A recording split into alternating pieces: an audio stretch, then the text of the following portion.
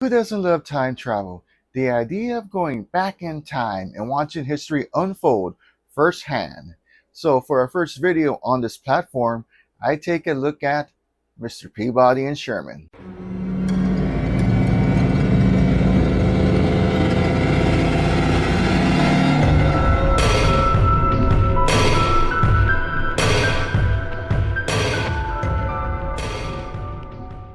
You expected our first video to be about horror or cult film?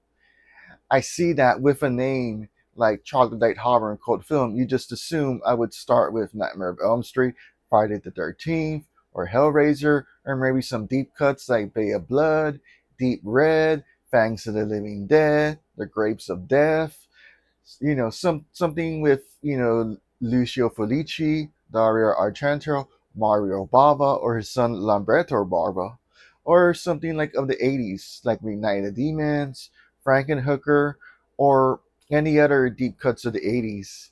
Well, those are going to be featured later as we lay the foundation on this platform.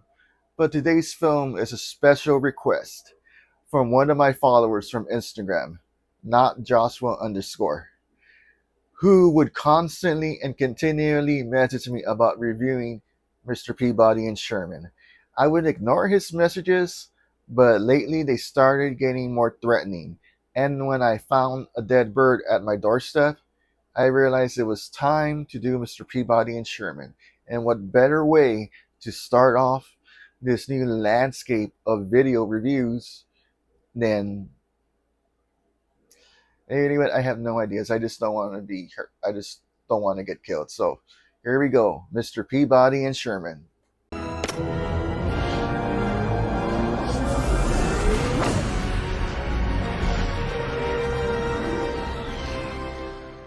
Despite looking old, I mean, I'm in my 40s, but to some that is considered old and some are considered young.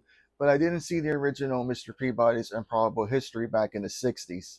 No, I started watching sometime in the 90s when Nickelodeon had acquired the rights to air the Rocky and Bullwinkle and Friends show. It was while watching this that I found myself enjoying the Mr. Peabody segments.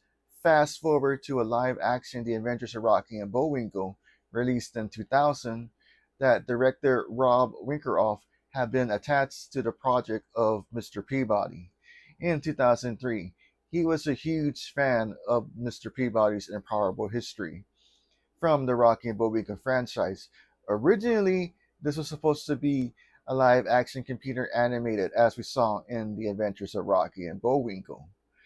But it seems as in the world of Hollywood and cinema, it wasn't until 2011 when it was announced that the film would be computer generated.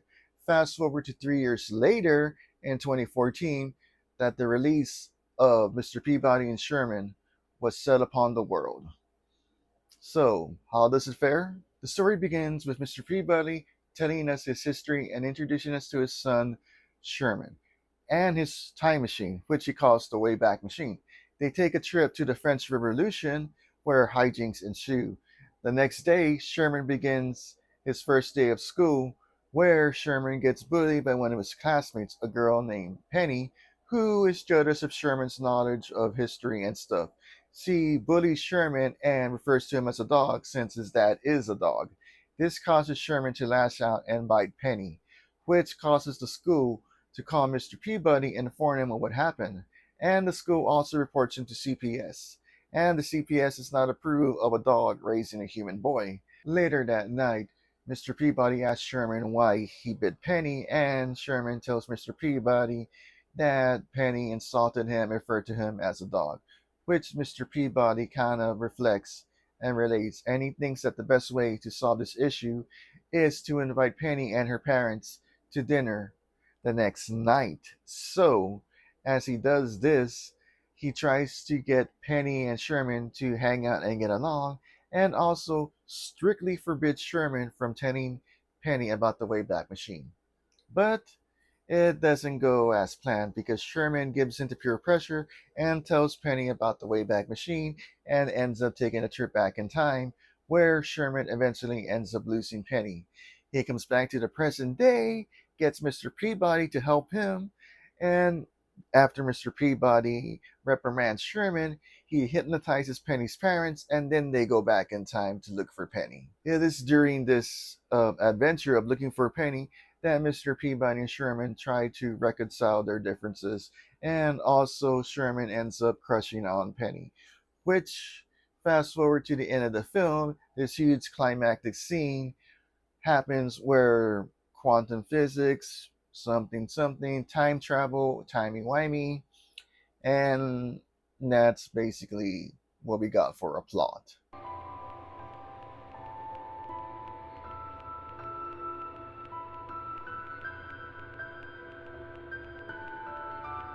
All right, now let's talk about some changes from the original to the new one. Obviously, the original show was in 2D animation, and traditional animation back in those days, especially for a TV budget, it wasn't that great, but yet it left a great impression to millions of fans. And sure, the 2D animation is just like very flat, as opposed to 3D animation where you could see like all around the characters. Mr. Peabody obviously is more rounded, along with Sherman in their computer generated ways. Also, the big thing is Mr. Peabody's voice. Well, originally he was voiced by Will Scott, or is it Bill Scott? No, Bill Scott, because his full name was William Scott. But Bill Scott did the voice for Mr. Peabody, and his voice he had a very intellectual voice. Think Mr. Feeney from Boy Meets World. How, like, his voice sounded very intellectual, very modern, very aristocratic, which is what Mr. Peabody was.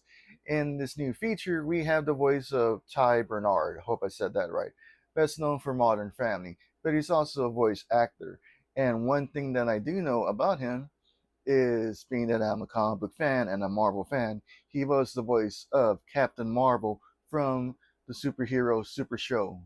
Or was it a superhero Super Show or Super Friends? No, not Super Friends was DC. Superhero Super Show was basically like a kiddie version of the Marvel superheroes with less of the violence. Well, it had violence and stuff, but more like kiddie violence and things like that. But that's besides the point.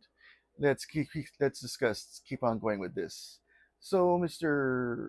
Tyrell brings a very nice intelligence to Mr. Peabody. He sounds intelligent, but not too intelligent. Very friendly, very calm, very charming, which is basically what he does to charm the pants off of Penny's parents. With the father being that he doesn't really like him, but then starts coming around to Mr. Peabody, especially when he's making great drinks and is able to play a million types of instruments and different styles of music.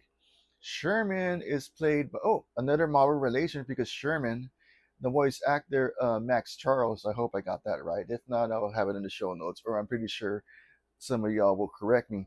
But Max Charles played a young Peter Parker in The Amazing Spider-Man.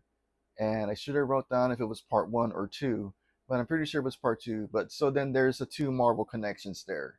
So Marvel is basically awesome, in my opinion. This depends on where you stand on that side. But let's not continue on with Marvel. So another difference is the Wayback Machine.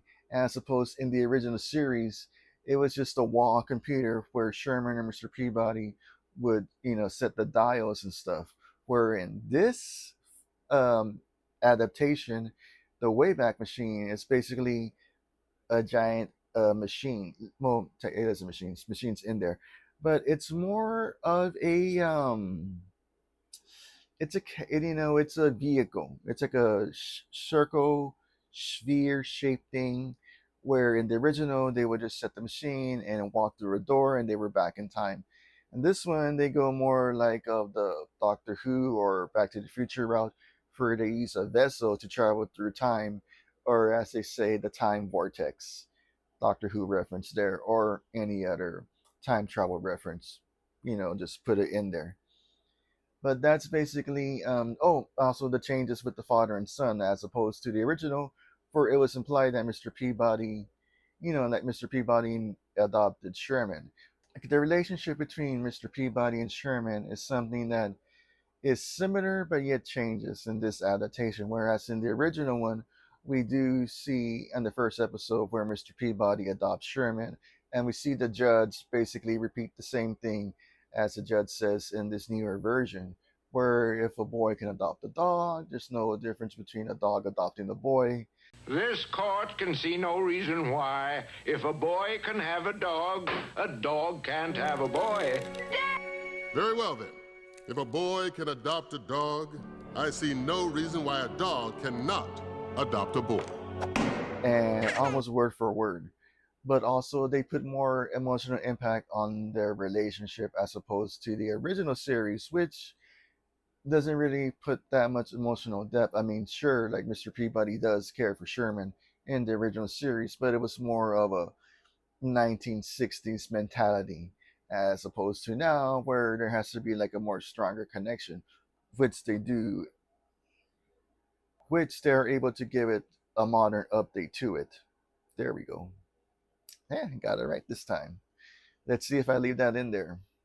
So, that being said, final thoughts on this film?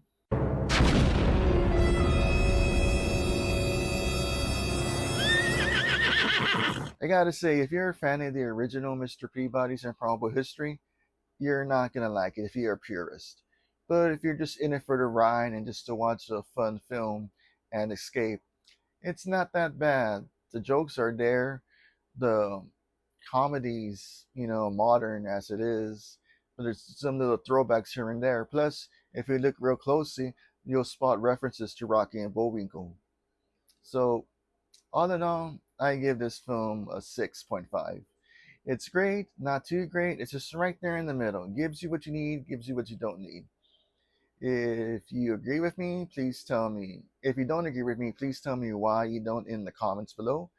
Please remember to like and subscribe. Also, if you want to help build the channel, join the Patreon. There we will have exclusive content with videos before they get released, and also episodes of my podcast before they get released.